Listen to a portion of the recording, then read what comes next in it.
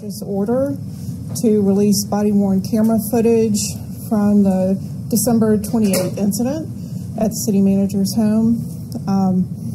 And we are going to have Greensboro Mayor Nancy Vaughn address you first, followed by Police Chief John Thompson, who will walk you through a timeline of events, and then open the floor to questions.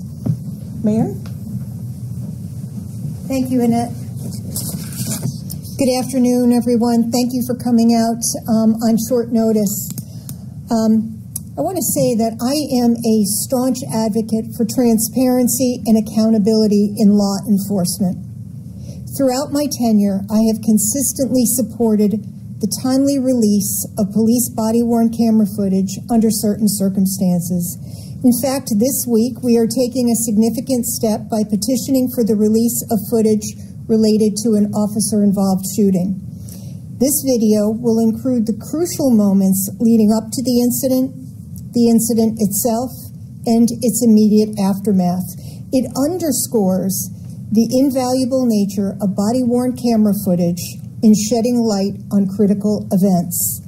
However, as we pursue transparency, we must also remain vigilant in protecting the privacy rights of our citizens. Calling 911 should not equate to relinquishing one's rights to privacy. I am deeply concerned that recent rulings may set a troubling precedent, potentially discouraging individuals from seeking assistance in emergencies. Let us consider the gravity of a family in crisis reaching out for help.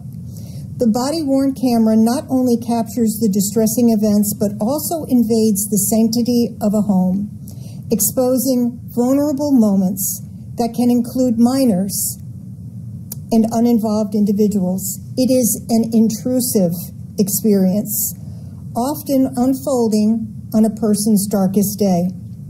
In the case at hand, releasing the footage may subject certain family members to undue scrutiny and potential ridicule. Once made public, there is no controlling how this footage may be used or how long it will linger on the internet. I firmly believe that individuals, particularly those who are considered victims, should have the right to safeguard their privacy. Any decision to release such footage must be made with the explicit consent of all involved parties. There was a brief conversation between the city manager, the police chief, and one of the officers. By the time the police entered the city manager's house, the situation was de-escalated. No one was in jeopardy, and the police took no physical action.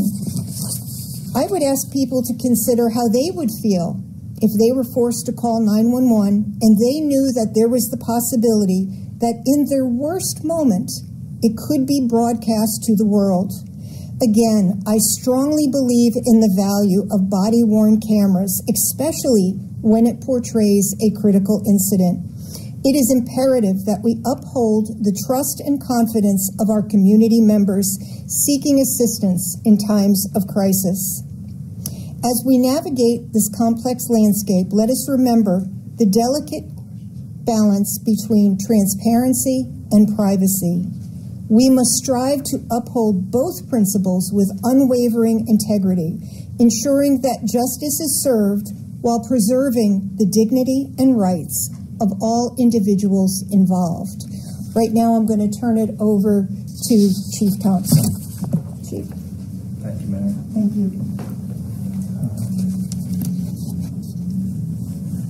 Slide this microphone here a second. Sorry. So I have some written comments and a statement that I'd like to read. So please be patient as I make way through this statement, and then we will open it up to the group for any questions. As your police chief, it is my responsibility to provide context and transparency involving the department's response to the city manager's home back on December 28th. The issue has understandably raised concerns within our community. We recognize and respect the gravity of the situation and the importance of accountability in maintaining community trust that we continually work to earn. First and foremost, I want to assure the community that the integrity of our department remains steadfast. I can unequivocally affirm our commitment to upholding the highest standards of professionalism and integrity. I am proud of the professionalism and integrity our officers displayed during their response. Allow me to provide a rundown of events to give some deeper context to the incident that night. Patrol officers with the Greensboro Police Department responded promptly to a reported altercation at City Manager Taiwo Jayoba's residence on the night of December 28, 2023. I ensured adherence to standard operating procedures by speaking with one of the first responding officers, instructing them to de-escalate the situation, separate parties if necessary, and document all interviews. I also requested the response of a watch commander to the scene given the sensitive nature of the event. The city manager called to alert me of the altercation that had occurred in his home, and at no time did Mr. Jayoba nor anyone from the city manager's office request a deviation from normal investigative procedures. Responding officers and paramedics evaluated the condition of the daughters, who displayed no observable signs of injuries. According to our departmental policy for officers to arrest without a warrant following a report of domestic violence, the officer shall have probable cause to arrest when two primary factors exist. A person has alleged an assault has taken place, and two, there are observable signs of violence that are reasonably believed to have come from the alleged assault. The city manager is not above the law, but he's also not beneath the law. Probable cause must be established before an officer can make an arrest. The evidence, facts, information, and statements did not support probable cause. Officers just cannot arbitrarily arrest people out of emotion. There must be evidence and probable cause present to make an arrest. Responding officers follow departmental policy and state law to the letter. I not only stand behind the actions of responding officers, I commend them, recognizing just how dynamic of a situation they were managing. Mr. Jayoba was the only party present on the scene who had an observable injury. However, he could not confirm if his injury was a result of an assault during the incident.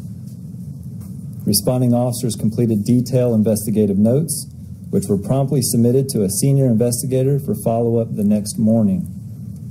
Following the completion of the investigation, the senior investigator consulted with the district attorney's office, and it was determined that criminal charges were not warranted due to insufficient evidence supporting probable cause for an arrest. A judge authorized the March 4th public release of 4 body-worn camera videos from the night of the incident. The city of Greensboro has decided to appeal the judge's ruling. This decision stems from the city's unwavering commitment to protecting the integrity of the investigative process, safeguarding the privacy of the involved parties, and avoiding the inadvertent exposure of sensitive information. While we recognize the importance of transparency, we believe that appealing this ruling is necessary to ensure that all aspects of the investigation are conducted with the utmost care and consideration for the individuals involved. By taking this step, we aim to maintain the integrity of the investigative process while upholding the rights and dignity of all parties. The city would and has taken the same position regardless of who the party is. The city must respect our community's privacy and protect the integrity of investigations during incidents involving sensitive matters. The department restricted online access to the incident report due to sensitive information. This is departmental policy concerning reports related to domestic-related incidents. However, under those circumstances, a public copy of an incident report can be provided upon request, which was done. This process has been active for several years, regardless of the parties involved. In closing, I want to emphasize that while recent events may have tested the bonds of trust within our community, They have also provided an opportunity for growth and reflection. We recognize that trust is not a given, but rather something we must continually earn through our actions, transparency, and unwavering commitment to serving with integrity. As we navigate through these challenges, I urge our community to stand together with us, united in our shared goal of fostering a safer, stronger, and more resilient community. Together we can overcome adversity, bridge divides, and forge a path forward built upon the principles of justice, equity, and accountability. I want to express my sincere gratitude to the members of our community who have voiced their concerns and stood alongside us in the journey. I will now open up the floor to any questions. Sorry, go ahead. Chief, you said you've received concerns from people in the community, I take it outside the media. About how many people have reached out to the department expressing concerns or having questions about this case and how it's been handled? Outside of the media, 0.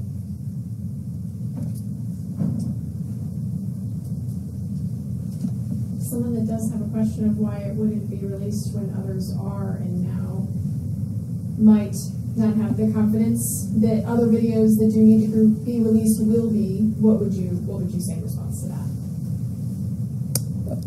And I can rephrase it. Yeah, I just want to make sure. If someone's watching this right now and their confidence might be tested a little bit in the police department, for appealing this video and it not being released upon the judge's order on the day of, maybe it shakes their confidence in the fact that other videos will be released in a timely manner that should be and are pertinent for the public.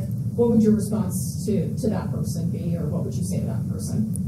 So, 2 responses. One, we, since I took my role as chief, has made it a priority for transparency as it relates to the community. And part of that really stems around transparency related to critical incidents.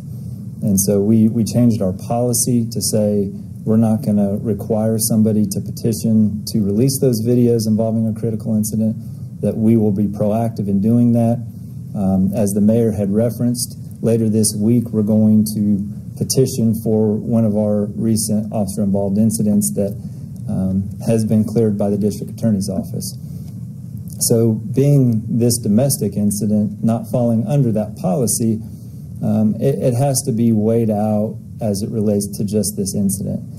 And I'll say for myself, it's a struggle.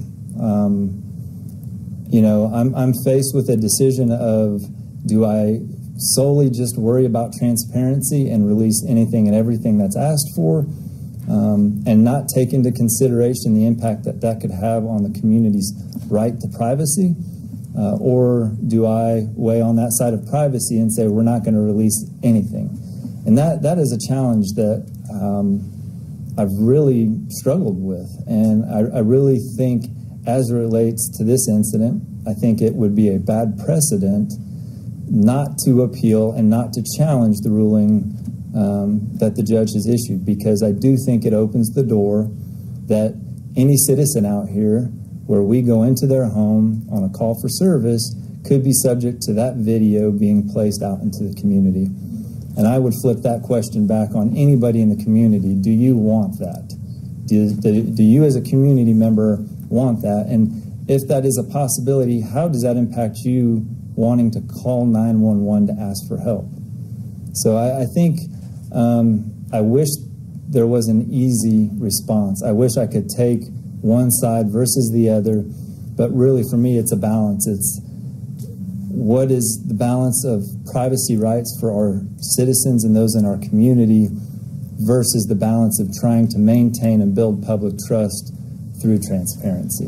And can you elaborate at all, or maybe shine any kind of light on what the conversations with the city manager through this process have been like? Like you guys have described, it was a family matter, something that's deeply personal to them. What is he kind of feeling right now, if you've had those conversations, or if you can't tell us? I've not had a single conversation with the city manager post this incident. He made it very clear that anything related to this incident, I was to communicate with Assistant City Manager Trey Davis, and so I have had no conversations with him about this. Chief Thompson, Does the fact that this incident involved the city manager, I know he's not an elected official, but clearly you would not think he's just any other city employee either. How does the fact that he holds that position weigh into the calculus of privacy versus the public's right to know how police are conducting their job when it comes to a superior in the city? I think there's an added layer of complexity that comes with that. Yes, the city manager is a public figure. His wife and children are not. And so how does the privacy play into their rights and what they should be subject to? I don't think because he's the city manager that automatically foregoes his wife and his children's rights to privacy as well. And so that does add another layer of challenge as it relates to privacy. The fact that this was in his home, again, adds another layer of complexity and challenge that this wasn't something that happened on a public street where other people are subject to seeing it. It was behind closed doors in his residence where, historically, even up through our constitutional rights, provide a significant level of privacy in our homes. And so it does add a layer of challenge that comes with deciding what is the best path forward. My question is for Madam Mayor, Madam Vaughn. How much has this been a distraction for city business since it happened that night? We've had a lot of things happen since that evening. I will say that it has taken up a lot of conversation, and we really should be focused on bigger issues at this point. How can we get focused on those issues? How can we put this past? Well, we would hope that the judge would reconsider, but ultimately whatever the judge's decision is, we will certainly comply with it. But, the city, we've got a lot of good things going on right now, and that's really what deserves our attention instead of all this noise. And I do want to ask the same question I asked the chief to yourself. Have you had the chance to speak with the city manager? Obviously, this is something personal, probably very upsetting within their family. What's his demeanor like at this time, and what have those conversations kind of been like? I have spoken to him in more of a parent-to-parent type thing. We know that there are lots of families right now who are in different stress levels. I know it's hard to be a parent. It's hard to be a teenager these days, and sometimes things bubble over, and I think we have to be careful to allow people to make mistakes and not have to end up on an internet for the rest of their lives. And this appeal, is it going to be heard tomorrow in court along with the motion to intervene that the city manager's attorney filed? So we do have some legal staff here because I did not want to speak to the process of the appeal going forward.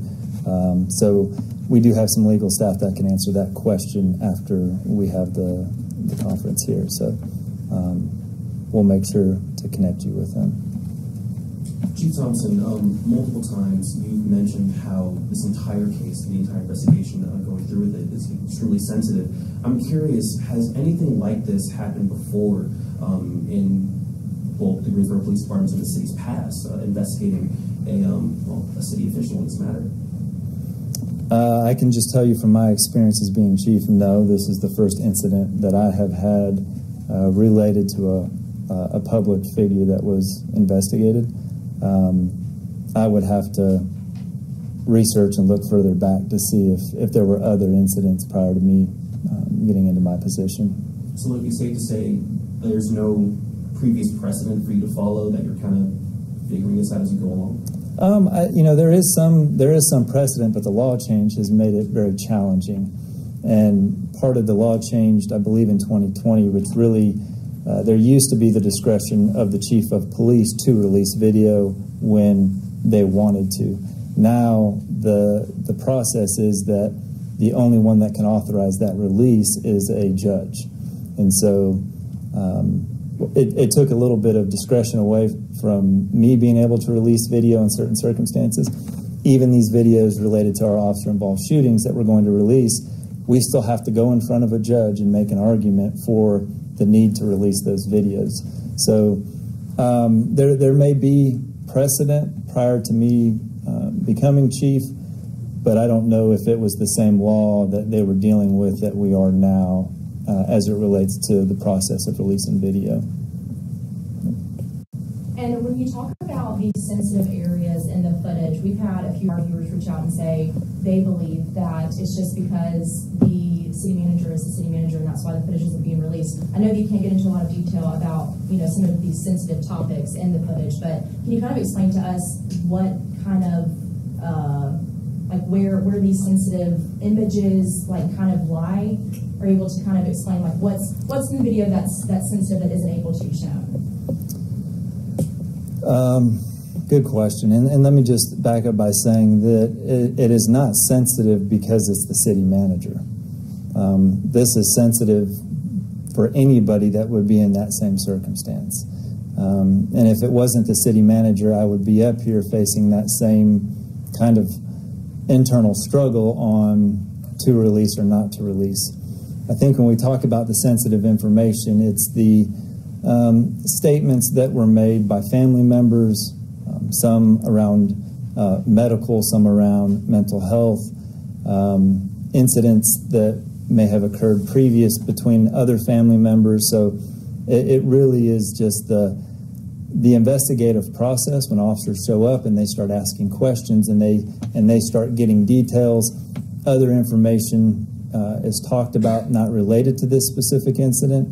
And then really just the video of them, as I think the mayor had said, this is a family in some type of crisis, and they're emotional, and feelings are coming out, and so it's sensitive that we believe that any citizen would be hesitant to want that information blasted out for everybody to see.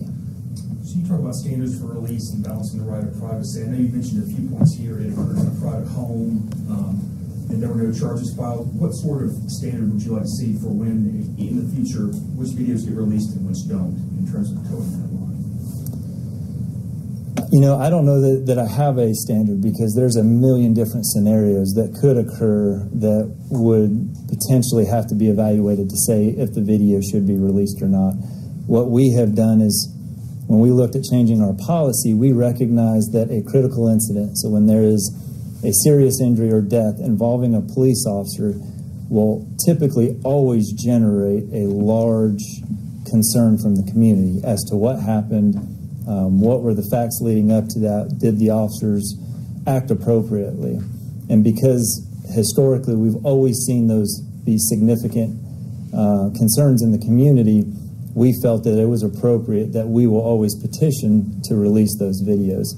I don't know that there's a threshold outside of that I could rely on to say, you know, will we never release a domestic incident? No. You know, if this is a domestic incident that happens in Center City Park, in the public view, captured on surveillance camera, you know, around 100 people, is that need the protection and privacy that happens when an incident happens in somebody's home. I think it's challenging because there are so many variables that could come into play. And my concern with the judge's decision to release this video is it really sets a precedent where we now open the door for any incident that wants to be petitioned for release of the video potentially could be released, and how that impacts the community. And I think more so for me is I don't want the community not to call us if they're in crisis or need our help.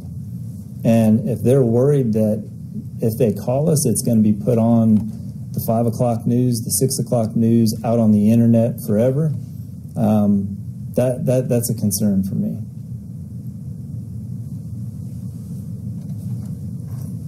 We've got time for one or two more questions.